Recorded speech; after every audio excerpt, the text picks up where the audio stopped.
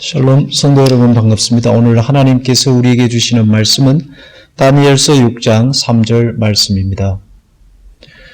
그런데 다니엘이 다른 정승들이나 지방 장관들보다 더 우수하였으므로 왕이 그를 나라의 통치자로 임명하고자 하였다. 아멘.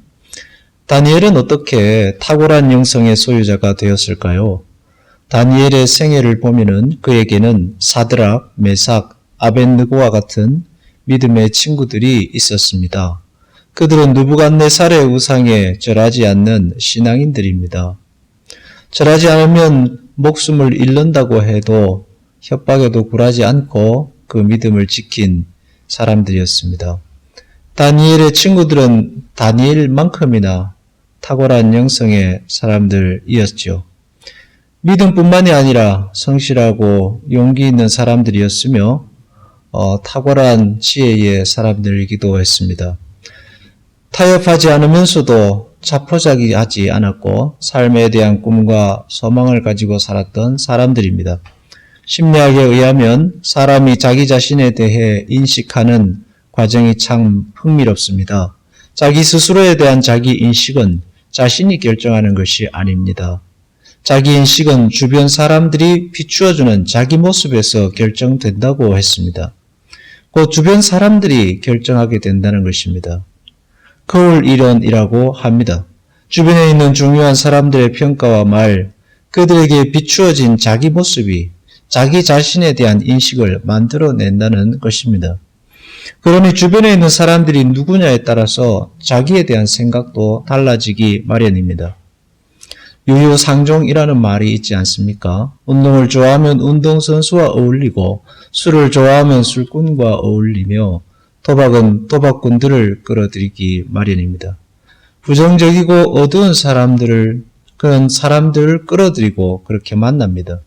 남들 험담하기 좋아하는 사람은 늘 그런 사람들 틈에 끼어들기 마련입니다. 그렇다면 반대로 믿음의 사람들을 주변에 두고 살면 그들 속에서 함께 자라가게 됩니다. 소망과 믿음과 언제나 복된 것을 추구하는 사람들과 살면 그들과 함께 성장해가는 것입니다. 여러분의 주변에는 어떤 사람들이 있고 또 여러분은 어떤 사람들을 끌어들이고 있습니까? 여러분을 삐뚤어지게 하고 여러분의 모습을 삐뚤게 비추는 그리고 여러분을 어둠의 세계로 끌고 가는 만나기만 하면 기분이 나빠지는 사람들과 함께 있다면 그들보다는 여러분을 성장시켜줄 이들과 함께 더 사귀고 복된 이들과 더 시간을 보내야 합니다.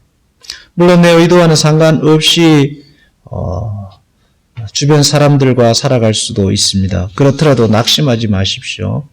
다니엘의 가장 큰 친구랄까요? 조력자랄까요? 다니엘을 비추어주는 가장 큰 거울이 있었습니다. 그것은 바로 하나님이었습니다. 제자들에게는 예수님이셨겠죠. 그리고 여러분에게도 또한 성령께서 그리스도께서 여러분과 함께 계시고 여러분과 동행하십니다.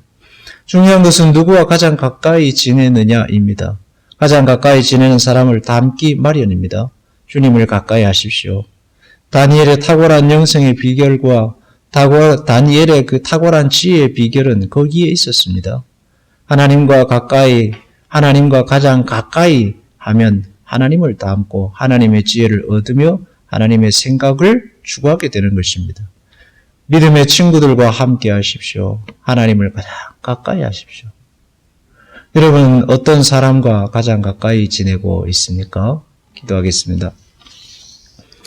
주님,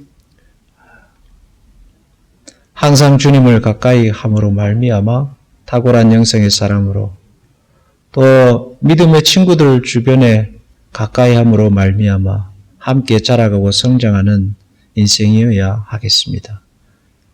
주님 우리에게 지혜를 주셔서